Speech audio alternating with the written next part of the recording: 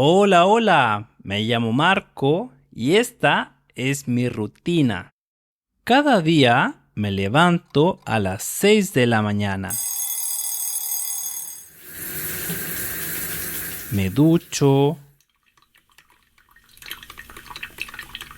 desayuno café y pan con mantequilla,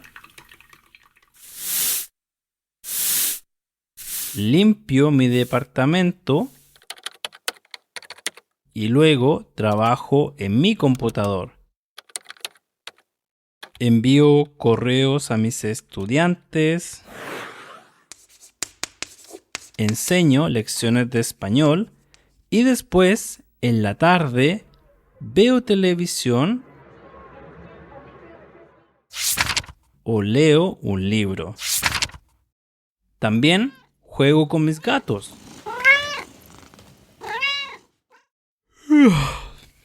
Y me acuesto a las 11 de la noche. ¿Y tú? ¿Cómo es tu rutina?